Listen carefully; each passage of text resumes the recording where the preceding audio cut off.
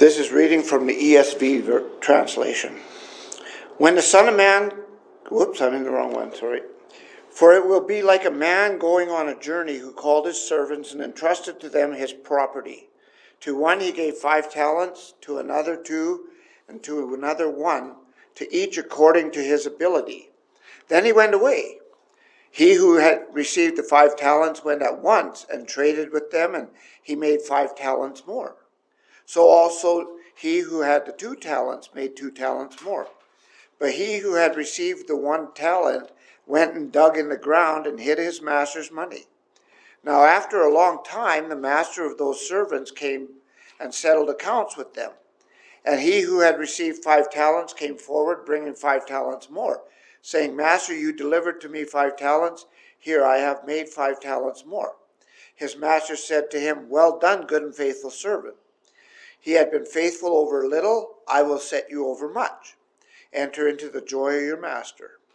And he also who had the 2 talents came forward, saying, Master, you delivered to me 2 talents. Here I have made 2 more talents. His master said to him, Well done, good and faithful servant. You have been faithful over a little, I will set you over much. Enter into the joy of your master.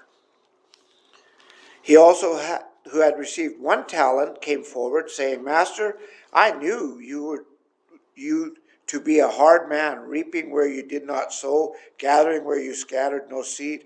So I was afraid, and I went and I hid your talent in the ground. Here you have what is yours. But his master answered him, You wicked and slothful servant. You knew that I reap where I did not sow, and gather where I scattered no seed. Then you ought to have invested my money with the bankers, and at my coming I should have received what was my own with interest. So take the talent. He took take the talent from him and give it to him who had 10 talents. For to everyone who has will more be given, and he will have an abundance. But from the one who has not, even what he has will be taken away. And cast the worthless servant into the outer darkness. In that place there will be weeping and gnashing of teeth. I called the sermon this morning, after the wrapping's gone. We all have likely had a similar experience over the last couple of weeks, at least at some point, or maybe at some point in our lives. The first experience goes something like this. We enter into a room, everybody into a room, on the day that our family chooses to celebrate Christmas. And there are gifts in the room right in front of us, and probably a decorated tree, I don't know. It is most always an exciting time because you've anticipated what those presents were going to be. And so we do this in different ways, but depending on what your family tradition is, they open it and one member gets one and they open it and everybody oohs and ahs and that's neat, and then another one gets one and they do the same thing. There's another way, which is a little bit more savage, that people can do it. Everyone just grabs theirs and starts tearing open the wrapper, and wrappers flying everywhere, and no one's paying attention to what anyone else got but themselves until the storm is over, and then they start noticing what other people got. Well, that's the first experience, but this morning we're going to look at the second experience. The second experience is when all the presents have been opened and all the boxes are there and the wrapping paper and scattered everywhere in the room, and it's just a mess until someone mercifully says, maybe we should get a garbage bag and pick up all these wrappings, this stuff, and put it away. And so we do that. The boxes are broken down and put away, and when you finish, all that you have left is a huge pile of things, of gifts. Maybe a small pile of gifts, I don't know, presents, but that's all that's left. At that point, you begin to wonder, what am I going to do with all these things? If it's a toy, that is supposed to work with batteries, and you put batteries in it and check it out, see if it works. And everybody watches. If it's clothing, you try it on, see how it looks, see how it fits. If it's jewelry, you put it on and model it for everybody, and everybody's, oh, that's great, or that doesn't look so good, or whatever. And so we do that. But the Sunday before last, we talked about what Jesus wants from our lives as a gift to him. Mercy, faithfulness, justice, all those things. So today I want us to look at what Jesus would like us to do with the gifts he's given us. There is no better story for that than the parable that we just read in Matthew chapter 25, verses 14 to 30. In that passage, Jesus makes up a parable to illustrate this for us. Parables come from a Greek word, or two Greek words, para, which means beside, and bola, which means to cast. And so it literally means to cast alongside. So Jesus takes this simple story to illustrate his point and throws it alongside a heavenly meaning that he wants the people to see, and he wants us to see, and it's pretty hard to miss. And so in this story particularly, Jesus is talking about a heavenly kingdom, and people come from everywhere, and they're gathered on a plateau, I suppose as far as the eye can see, I don't know. And Jesus begins to talk to them in this parable, and he says certain things that are significant in relationship to judgment. And so the story we look at this morning is the one we just read. The first element of that story is the master. This story is of a master who had servants. In Jesus' day, this was understood clearly. The master was the one who owned it all. He was the capitalist of the day. He was the dictator who said how everything was supposed to go because he owned the land and the money, and so he did as he pleased. This man had a status in society that would have been hard to duplicate in our society today. But they usually were the people who had the money and the land, and the people who didn't, the people that didn't have the land, they were laborers for the master. He had so much authority that Jesus says he is, and Paul comments on the same phenomena later in his letter to the Ephesians. He says, when you have the people who are Christians, who are fellow disciples, he said, you have a master, and you are inclined to serve the master as eye service or as men pleasers. These words of Ephesians 6:6 give us an idea that the master has all the authority and power and wealth, and it is our job to be sure to always serve him well. That is what Paul was trying to say. That's who the master was.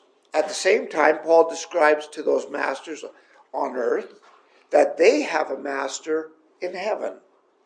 He tells the masters they better be careful how they use their authority over their servants, because there's a master watching over them and will judge them as his servant in the same manner that he judges his servants. James 5 talks about how masters ought to be careful. He writes, he says, the cry of the laborers come forth from the harvest, and they reach up to the ears of God. And if you have kept back his wages that you owe him, God will repay you likewise for your unjust actions and your sinful ways. He will punish you for that. So I share all of that so that you have this kind of picture. The master that Jesus talks about in this parable is the man who had the farm, the servants, and the authority. And he had complete control and authority over everything he wanted and the way he wanted it. And that is how it was.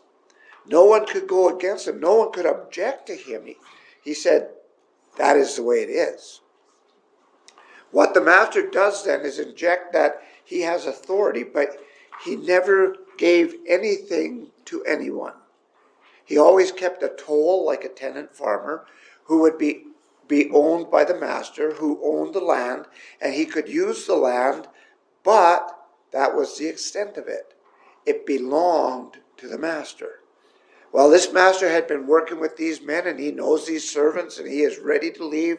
He has to go to a faraway country, and he knows, like most business owners, he's going to delegate things to the servants as they have ability. He wants the servants to keep it running for him. Now, as long as the master was there and could watch them, things worked well. When I worked at Vic West Steel, and the boss was around, man, you never seen such a group of hard workers. But as soon as the boss wasn't there, the play began. And they didn't work nearly as hard. And so this master has been looking after this and these men, and they've been performing pretty well because he's always been there. Now, we know that no one can be there 100% of the time, and this master couldn't be. And so at some point, we have to delegate things. And that's what Jesus describes here. So the master in the story has to go to a faraway land and has entrusted his properties to his servants. And so he temporarily says, you guys are running the show. So the second element then of this story is the servants. So now we want to look at the servant to whom the master gave his possessions over to. These men are exactly opposite to the master. They have no rights, no authority, no power. They have no money, and they are called servants, not masters. When you read servant in the Bible in the New Testament, you find two different words used in the Greek. One word is diakonos, and that is where we get the word deacon from. And he's like a hired hand or a laborer. He would come in and do so much work for so much service, and say, I will be your tenant farmer if you pay me so much of the portion of the crop that is harvested. And he served willingly. The other Greek word translated servant is doulos, and it means a bought and owned person. These are the servants Jesus speaks of here. They are only forced slaves.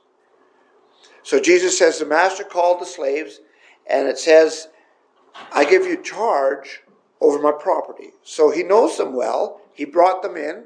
He's worked with them. And so to one of his servants, he says, to the 5-talent man, he says, you're capable of a lot, doing a lot. And so you're going to have 5 talents for the next. And then the next one, the 2 talents, the same thing. He said, you're capable of handling 2 talents, I'll give you 2 talents. And then the 1.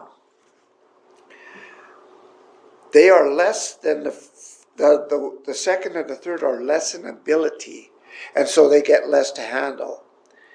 He does this, and wouldn't you know, every one of these guys performed as expected. Their ability was something the master had understood. Just like the supervisor at work, who understands which person can be trusted with doing something and cannot be trusted with doing something, or if the job fits for someone or it doesn't fit for someone. And so we have 5, 2, and 1. Now look at what happens. Each one uses what he is given. The 5-talent servant goes out, straight away makes another 5 talents, and so he has an increase of 100%. And upon the master's return, he says, well done, good and faithful servant. You have done well. I give you more to handle and to manage. The 2-talent servant, not quite as capable as the 5, but he does well too. And he comes up to the master and he says, I've increased 100% too. You gave me 2 and here's 2 more. And I give them back to you. And the master says, well done, good and faithful servant. Now the 3rd servant is an interesting study because the parable, for the most part, is about him. It's not about the others. The first 2 guys pass quickly, almost like, okay, that's expected. The first two are normal, but the third one, he's the punchline. He's the point of the parable. So he goes out and he's buried this single talent like they often did when they were going to war or there was a raid coming. They would bury their treasures in the land somewhere and remember where they buried them and really hope that they didn't get Alzheimer's, because then they wouldn't have had their treasures back. And so he buries his treasure, and to him it seems like the prudent thing to do. But when the master returns and he asks for an accounting, here is what he says to him. He chides him. The servant says, I know you're a hard man and difficult to work for, and you expect to get profit. Even when you haven't planted anything, you expect things to double and to triple on your command. And I knew that is the way that you are. And I was afraid. So I went out and I buried the talent. And so here you are. Here's your talent back. Buying something doesn't make anything grow at all. It may keep it safe, but it doesn't profit. And the master is looking for profit. He wants to work on other people's labor with business and get his reward from that. And so the master calls him a wicked and lazy servant. Have you ever considered that? The master goes off and is gone a long time, and he comes back, and his servant gives him his talent back. So he says, what have you been doing?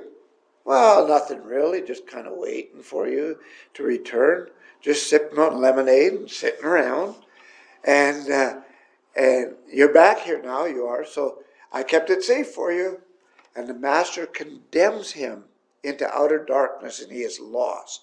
He is cast out of the kingdom.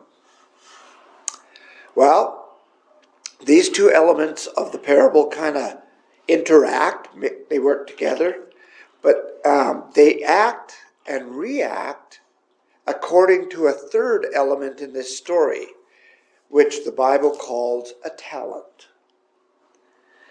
So the third element then of the story is a talent. It's unfortunate that we have taken the word talent, and in our society, we made it mean something different than what it means in the scripture.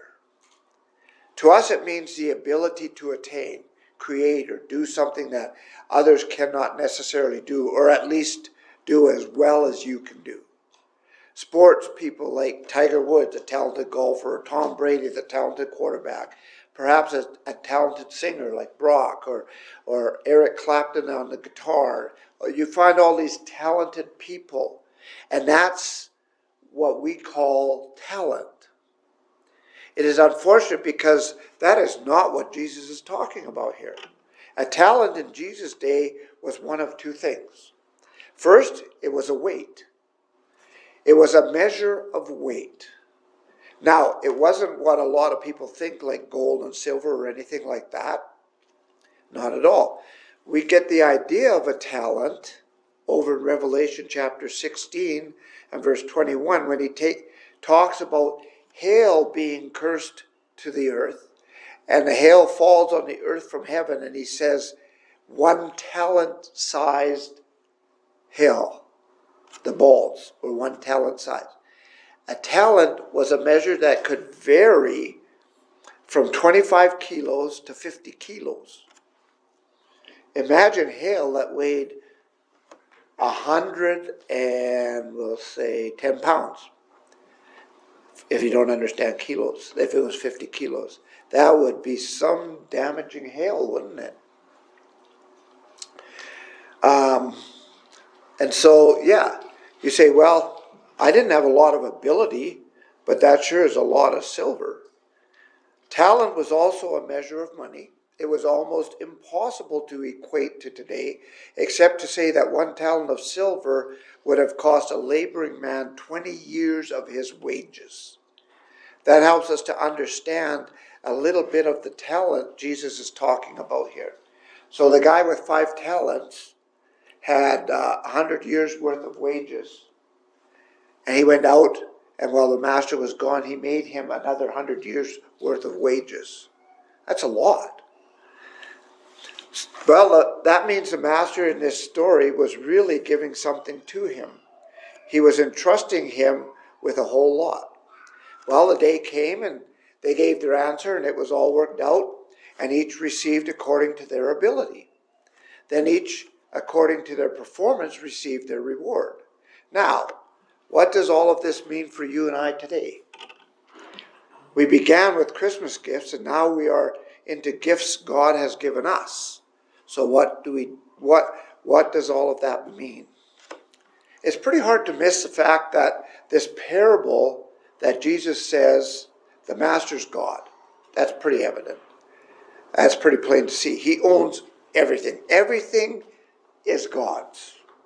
Psalm 24 says, the earth is the Lord's and the fullness thereof. That means absolutely everything on the earth or in the earth is his. Haggai 2 verse 8 says of God, all the gold is mine and all the silver is mine. So it doesn't matter how much money you have, it's all God's. That's what he's saying. It all belongs to God. God owns it. He's the master. He may have given you some to go and bring him glory and honor with reaping benefits from it, rewards from it, but he owns it all. He's the master, and they understood this completely. That's what it meant in their society. He had all of this authority. And so it's also hard to miss that the slaves represented Jesus' disciples at that time. It would also be hard to escape the conclusion then that the implication of that parable also refers to you and I as being those same servants, or being servants. That's not changed. We're all the same.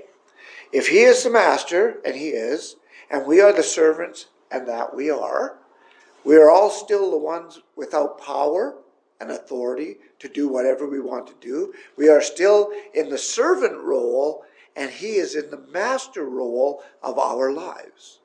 Now, a lot of people don't necessarily like that, but that's the truth. And so that leaves us with one thing, the third element. So what does the third element represent? Well, a lot of times in the assembly, a person will say, I cannot lead singing, or I am not a good preacher, or I'm not a good teacher. And so really in the church, there's not a lot that I can do. That's kind of a narrow view of things. But I'm just not talented, they'll say. And people have used this to talk about if we are talented in something or not. But Jesus says everyone gets something.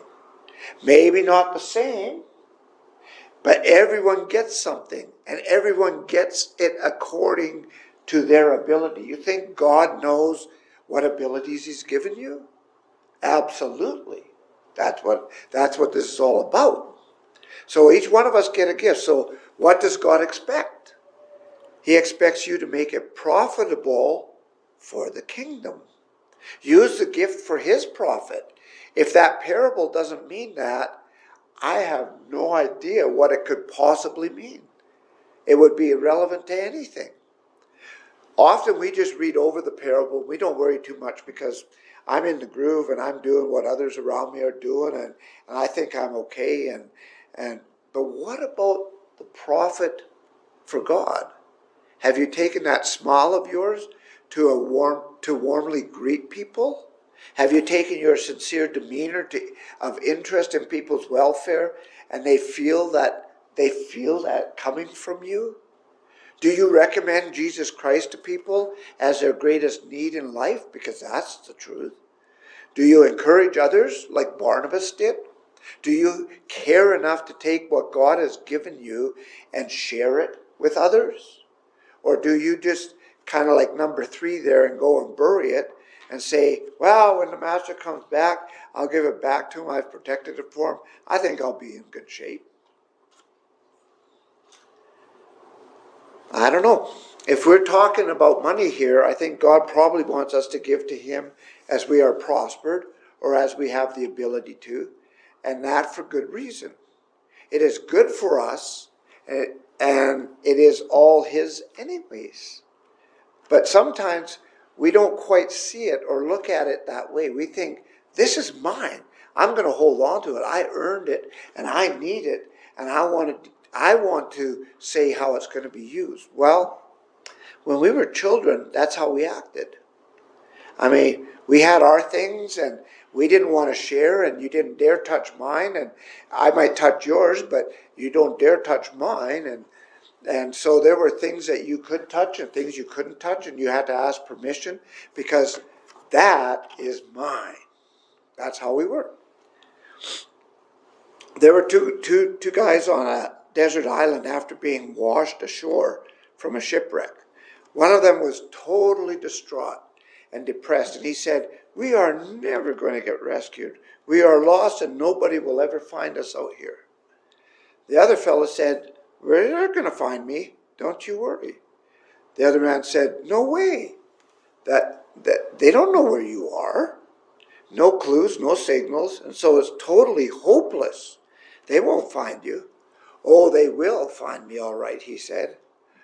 And so the other fellow asked him, "How can you be so sure?" He said, "I make $100,000 a year." And the guy looked at him and said, "What's the good of that?" He said, "I promised that I will give 10% to the local church. And so don't worry, my preacher will find me." God will find you. He wants those promises, and he wants them kept. And that is part of it, certainly. Surely that is not all of it, though. He is talking about so much more than just financially, more than what people today call a tithe. As he looks at these men and tells this story, he is trying to leave for the ages to come a period that we can see in our lives when we know what we are supposed to do. Take whatever God's gift is to you and use it. What is God's gift to you? You have something for sure. He said everybody gets something, so what is it? That sometimes is a little bit hard for people to find. We need to know the gift that God's given us, and then we have to use it to his profit, to the profit of the kingdom, because the day is coming when the Lord's going to return, or when we will meet the Lord, and there will be an accounting. And he is expecting more than treasure with the little dirt on it, because you buried it and hid it.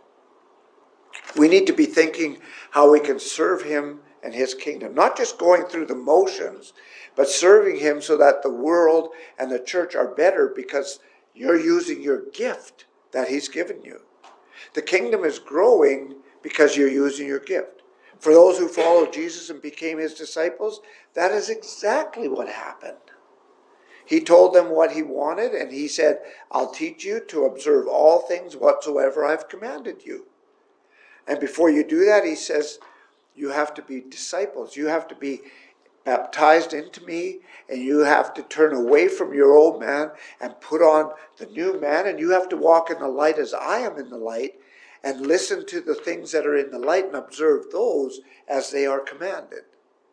And they imitated him as best they could, and the day would come when he would return and he would say, "Well done, good and faithful servant." There was a boy named Antonio. He wanted to sing in the choir as a boy, but he had a little squeaky voice, and it was off key, and so he didn't make the cut for the choir. Well, he also wanted to play a violin, and so he took violin lessons, but the squeaking and the squawking was so bad that the neighbors finally asked the family to stop the lessons. But Antonio wanted to make beautiful music. The only thing that he was good at, though, was carving. And he was carving all the time, and he got the things one day that he could one day that he could carve a violin. And so he began to carve a violin. His violins are very good. And so he kept carving more and more until the count was about 1,500. And his music is still being played today because you may know that his full name was Antonio Stradivari. He crafted thousands of string instruments in his life, and even though he is dead, his music still carries on. God wants you to recognize the gift that he has given you, and he wants you to use it in a matter that no one else can do. And he wants you to glorify him in it and profit his kingdom in the using of that gift. That's what he's interested in. And that offer stands for everyone. And so this morning, in or out, Christ, he calls you and he says, you use the gift I've given you to serve me in the kingdom while we stand and sing.